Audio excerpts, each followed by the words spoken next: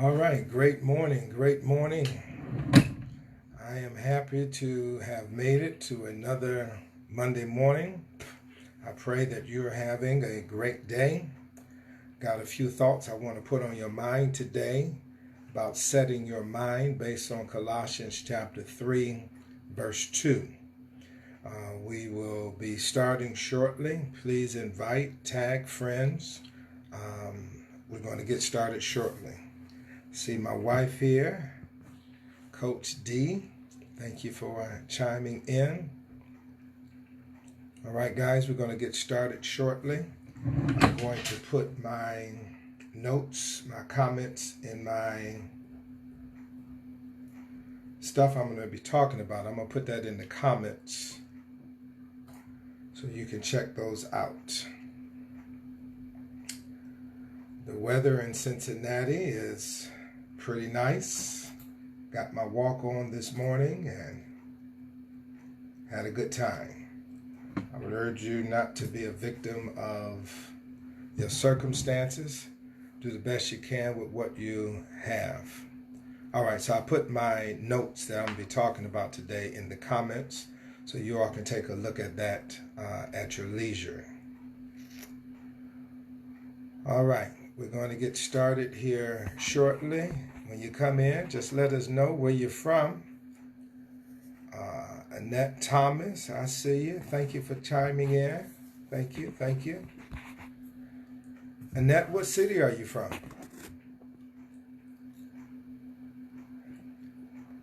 All right. Annette, Anita. It might be Anita. You know how I am with names. I'm known to butcher a name. All right. Miss Thomas, happy to have you. All right. So we're going to get into it. Here we are, setting your mind.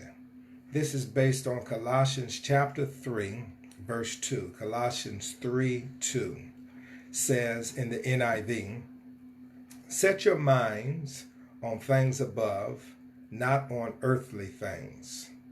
And what I want to talk to you about is setting your mind. In the text, Paul tells his readers to set their minds on things above instead of the negative circumstances that they were in or the distractions that competed for their attention. The direction of your mind highly influences your emotions and behavior. When you set your mind on negativity, you feel negative and often behave negatively. When you set your mind on positivity, you feel better and often behave better. You don't have to be fixated on the negative or distractions around you. You can choose to focus on something more constructive. Timothy Matter, glad to see you. Glad to see you. Thank you for coming in. So get that. The reason why you want to control your mind is because whatever your mind is focused on is going to drag your emotions into it. It's going to drag your behavior into it. Okay? And so if you choose to set your mind on negativity, or if you allow your mind to focus on negativity, I see you, TC. Thank you for coming in.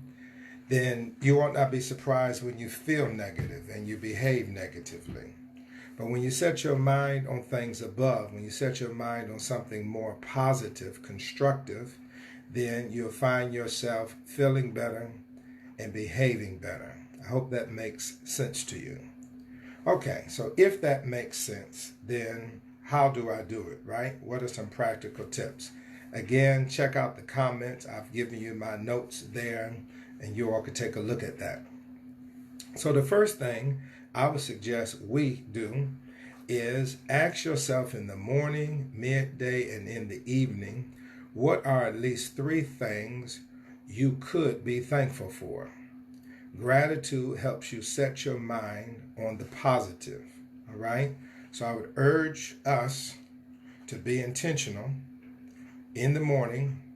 Ask ourselves, no matter what else is going on, what are some things I can be positive for today? I like to have a list of the afternoon. In the afternoon, I like about 3:30. So I actually have it as a part of my devotional prayer. And then I have a 10:30 reminder and a 10:30 a.m. reminder, a 3:30 p.m. reminder, and then a part of my evening journaling. All right. So do what you need to do.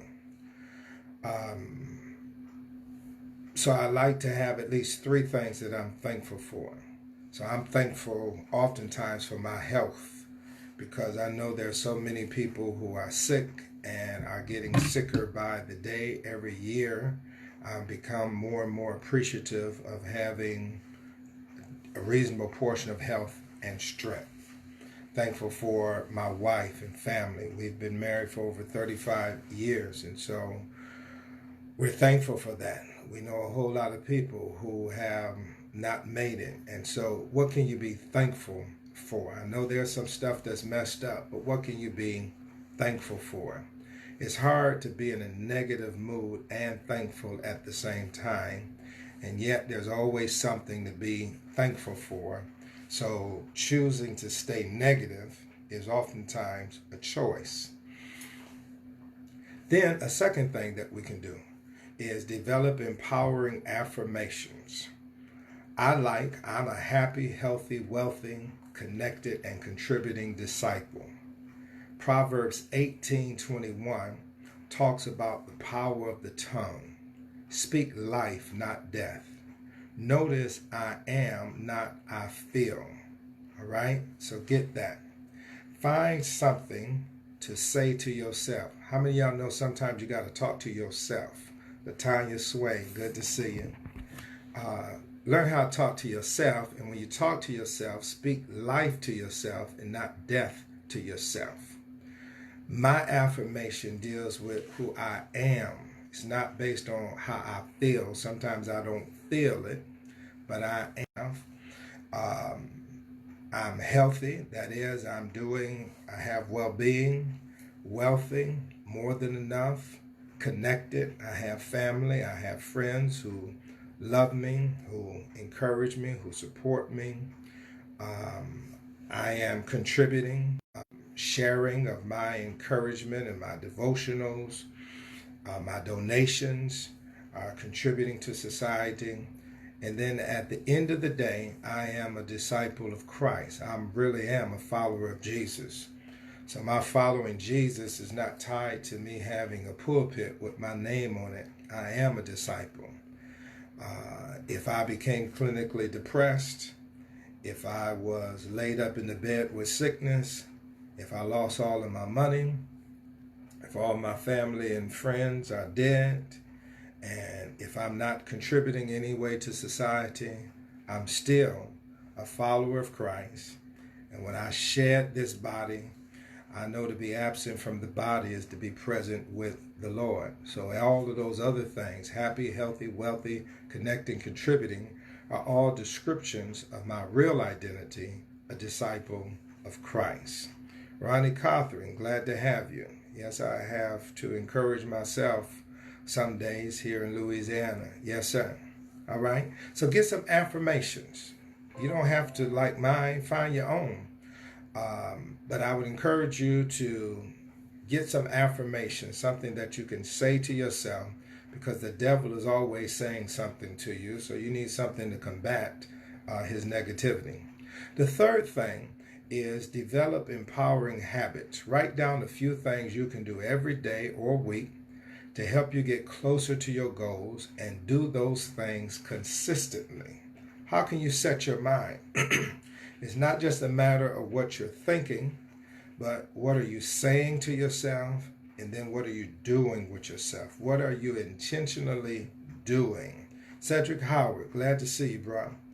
What are you intentionally doing?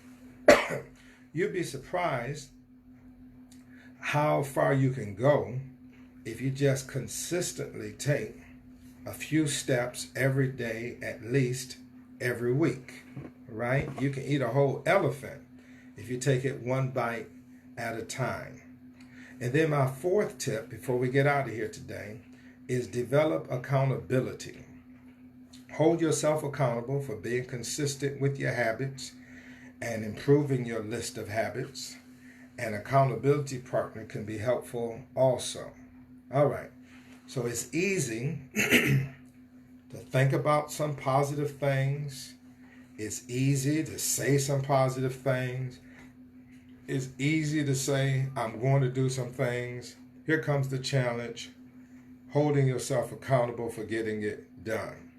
Timothy Matter says, thankful and grateful to be a follower of Jesus, thankful for my family, my job, everything God has provided me. Yes, sir. Brother Ty, Greg Ty, glad to have you. All right, so accountability. It's nice to have an accountability partner to ask you, how are you doing with your habits?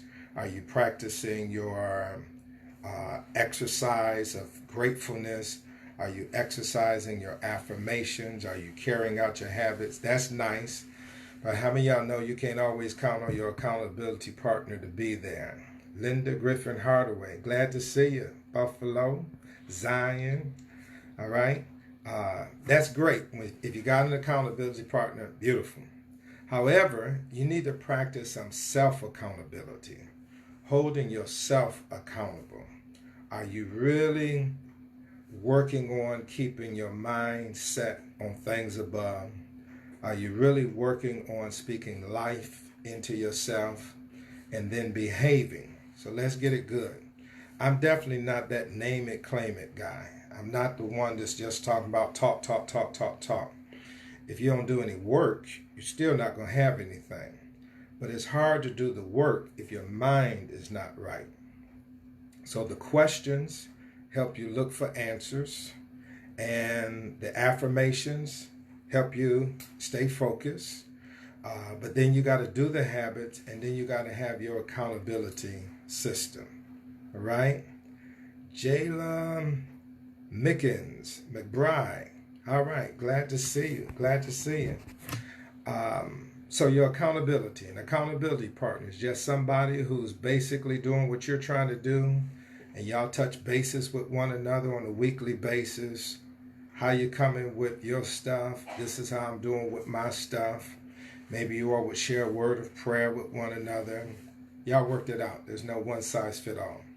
Again, my notes are in the comments section under this Facebook Live.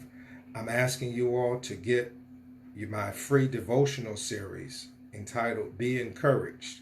It's on my Christian Living site. You see it again in your comments under this Facebook Live. All right, guys, this is Monday. Let's make this a great Monday. Let's not allow the COVID-19, whatever is going on in your life, to stop you from making the most out of what you have. One of the posts I put up today was, sometimes you just got to do the best you can. Sometimes you got to do what you got to do until you can do what you want to do. All right? So I do not want to create no false hope. I heard somebody talking about we're definitely going to have football season and all this kind of stuff. We don't know what we're going to do. All right? That we have some projections. We're praying for the best, but I think we ought to prepare for the worst. And whatever comes our way, we're going to be able to handle it. Right? So God knows I wish we would be done on May 1, but I really don't think we're just going to push a button and then on May 2nd, everything's going to go back to normal. It's probably going to be a phase in back towards normal, whatever the new normal is going to be. But whatever happens, whatever your circumstances, whatever happens with your job, whatever happens with your money, whatever happens with your health, your relationship, remember you have the power to set your mind. All right, guys, I'm not trying to preach a whole sermon today. Just want to put a little something on your mind. Have a great day.